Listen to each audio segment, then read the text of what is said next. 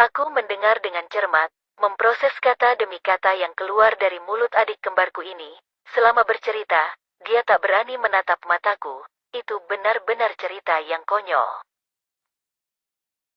Kau bodoh sekali, mau saja kau ditipu papa dan mama. Itu benar. Sekarang kau makan lalu minum obat, kalau ada perlu panggil saja aku. Aku sudah mendengar banyak hal aneh dan supranatural, tapi tetap saja aku tak bisa mempercayai keberadaan Tuhan. Jika Tuhan penuh kasih itu memang ada, mengapa Dia memberikan tawaran semacam itu pada orang tua yang satu anaknya mati? Konyol, tidak masuk akal, cerita jelek, buang-buang waktu. Kalau mereka punya waktu untuk mengarang cerita seperti itu artinya mereka cukup bahagia dengan hidup mereka sampai-sampai sanggup menertawakannya.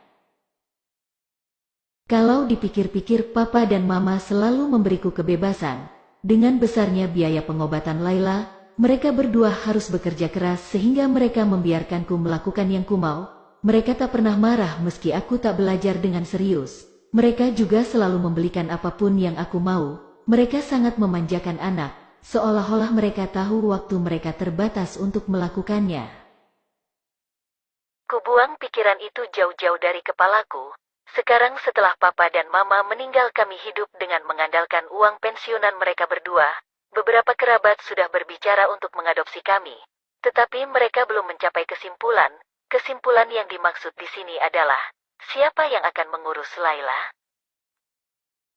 Mengadopsi Laila akan memberi beban yang amat berat. Semua kerabat kami pasti ragu-ragu akan hal tersebut. Benar juga, mengapa papa dan mama tak meninggalkan pesan apapun pada kerabat tentang kami. Hal-hal seperti, tolong jaga mereka atau yang mirip seperti itu. Apa papa menganggap kami bisa menjaga diri kami sendiri, atau? Sekali lagi, kubuang pikiran itu dari kepalaku. Namun kali ini, pikiran itu tidak mau pergi. Jika yang namanya Tuhan memang ada, mengapa Dia membiarkan manusia menderita? Apakah melihat penderitaan memberi kepuasan baginya? Apakah Tuhan sama seperti manusia, suka berjudi dan bereksperimen? Jika yang Laila ceritakan memang benar, itu berarti Tuhan sangat tidak adil. Kak, Suara itu terdengar begitu dekat. Tanpa kusadari Laila sudah berdiri di luar kamar dengan kedua tangan berpegangan pada ambang pintu untuk mencegahnya jatuh. Melihatnya sekarang membuat emosiku meluap-luap. Ini bukanlah kasih sayang maupun iba. Ini adalah rasa benci dan takut. Umurku, masa depanku, separuhnya hilang hanya untuk keberadaan semacam itu. Tak ada apapun yang akan berubah meski Laila tiada. Keputusan papa dan mama 15 tahun yang lalu adalah sebuah tragedi. Kembalikan nyawaku. Kak, Suaranya yang lemah disusul oleh tubuhnya yang mendadak jatuh. Dengan cepat aku bergerak dan menangkapnya sebelum tubuh ringkih itu menghantam lantai. Tubuhnya panas, panas sekali. Buru-buru aku membaringkannya di tempat tidur. Laila sudah pingsan, tubuhnya dalam kondisi buruk, dia harus segera diobati. Cepat. Rumah sakit. Ambulan. Atau biarkan saja dia mati. Mendadak, suara pecahan kaca memasuki gendang telingaku. Suara itu berasal dari figura keluarga yang kuletakkan di atas meja belajar. Kacanya retak, secara sempurna memisahkan aku dan Laila. Itu foto yang diambil saat kami baru saja lahir. Aku di gendongan papa sementara Laila di gendongan mama. Kami masih begitu mungil, sama sekali tak ada bedanya. Papa dan mama pun tersenyum sama lebarnya menatap buah hati mereka. Dan kemudian, aku segera menelpon ambulan. Laila dibawa ke rumah sakit dan untungnya kondisinya sama sekali tidak kritis. Kata dokter dia harus beristirahat beberapa hari di rumah sakit. Ini bukan sesuatu yang baru. Kak, maafkan aku. Maaf, dan maaf. Aku sudah terlalu sering mendengar kata itu.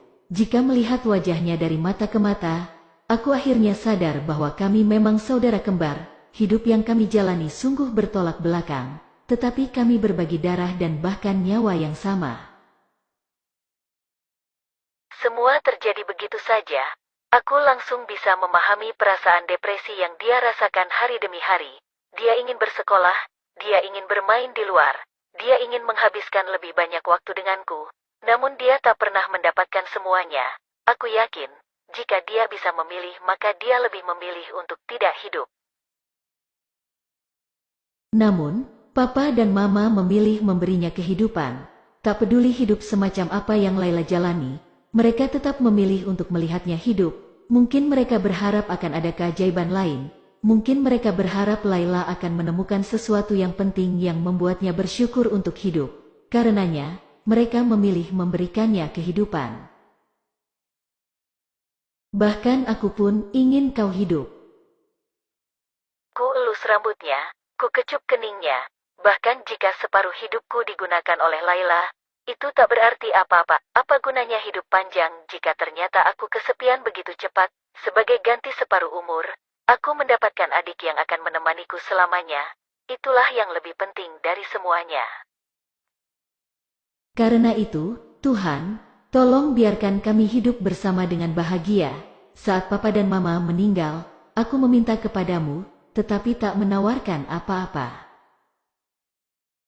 Kali ini, ambillah separuh umurku, tolong beri Laila tubuh yang kuat, berapapun sisa hidup kami, biarlah kami menjalaninya semaksimal mungkin. Tolong, terimalah penawaranku. Keesokan harinya, Laila sembuh begitu saja. Seluruh penyakit dan kelelahan yang mengendap di tubuhnya selama ini menghilang seolah tak pernah ada sejak awal. Kata dokter, itu keajaiban, kataku, itu pertukaran yang setara.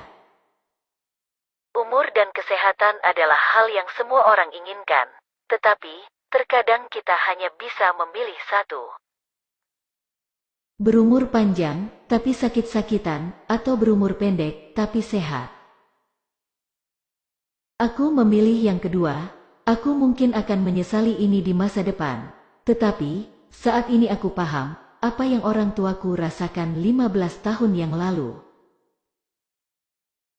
Keluarga jauh lebih penting dari apapun, meski hanya sesaat, itu adalah sesuatu yang pantas untuk diperjuangkan. Jika kamu di posisi Laura, apa yang kamu rasakan, dan apa yang akan kamu lakukan? Silakan tinggalkan di kolom komentar, jika ada kritik dan saran untuk kami, atau rekomendasi cerita berikutnya. Terima kasih untuk yang sudah mensupport kami. Sampai ketemu di cerita berikutnya.